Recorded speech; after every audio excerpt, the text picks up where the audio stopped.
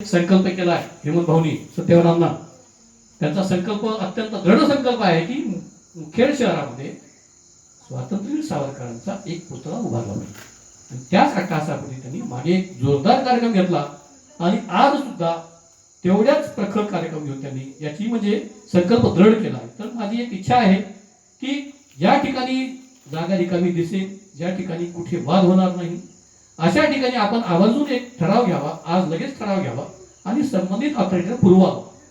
त्याच्यानंतर पुढचं काम आम्ही बघून घेऊ. सत्यवान आहेत ते सांगतील नक्की काय करायचं, कसं करायचं, आणि शेवटी तुमचं दृढ संकल्प नक्कीच आपल्याला संकल्प पूर्तीकडे घेऊन ठेवेलच, त्यात कसली शंका नाही.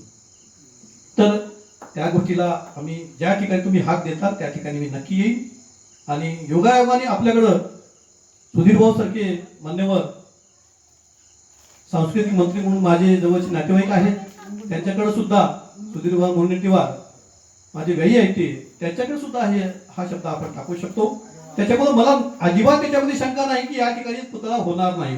पुतळा 100% होणार.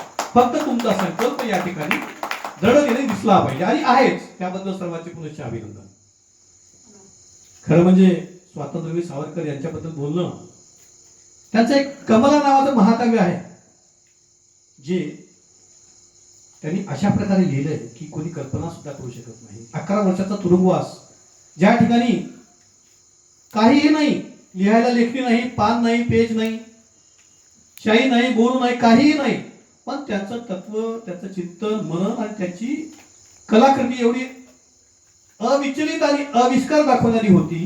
11 वर्षे त्यांनी साठवून ठेवलं मनामध्ये. जोशी मॅडम, ही खूप मोठी गोष्ट आहे. 11 वर्ष साठवून ठेवलं, पुन्हा त्यांना 1.5 वर्षांना परत एकदा त्यांना तुरुंगातून पाठवलं गेलं. त्या ठिकाणी त्यांनी ते सर्व पुन्हा एकदा आठवण करून ते लिहून काढलं.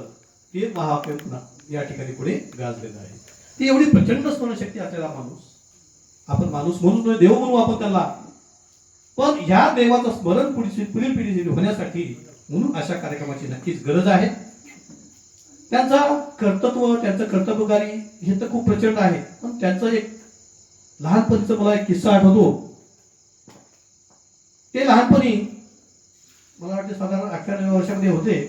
त्यांनी एक वक्तृत्व स्पर्धेत भाग घेतला आणि योगायोगानं परीक्षक नेहमीप्रमाणे काम करत होते. स्पर्धेमध्ये प्रत्येक जण येऊन पुढाकार घेत होता, सांगत होता आणि त्या काळी योग्यता होती पण खूप आणि समोर येत पण होती. मग सावरकरांचं भाषण चालू झालं आणि अत्यंत एवढं तडफेनं त्यांनी गाजवलं ते सर्वांना एकसारख्या 15 मिनिट टाळ्या वाजवत्या. त्या काळामध्ये 15 मिनिट टाळ्या वाजवत होत्या. सावरकरांना माहित होतं त्यांच्यावर स्वतःचा आत्मविश्वास खूप होता. माझंच बक्षीस नक्की आहे म्हणून ते निश्चितपणे थांबले होते. यथावकाश कार्यक्रम संपला. मग बक्षीस वितरणासाठी जाहीर करणं चालू झालं. पहिलं बक्षीस आलं फलाण्याचं नाव, दुसरं बक्षीस आलं दुसऱ्याचं नाव, तिसरं बक्षीस आलं तिसऱ्याचं नाव. शेवटी सावरकरांचं नाव आलंच नाही. उपस्थित लोक परेशान झाले. असं कसं होतं, शक्य कसं आहे?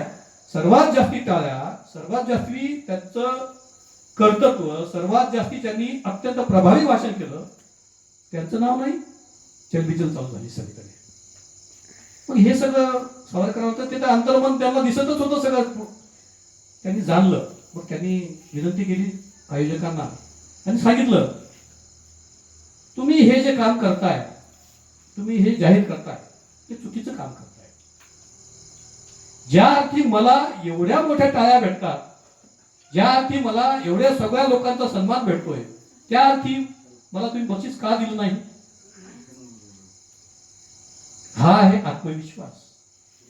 एवढा प्रचंड आत्मविश्वास 8व्या वर्षी असणं, त्याच्यामध्येच त्यांचं भवितव्य दिसलं होतं. मग परीक्षकांनी त्यांना उत्तर दिलं. आता परीक्षक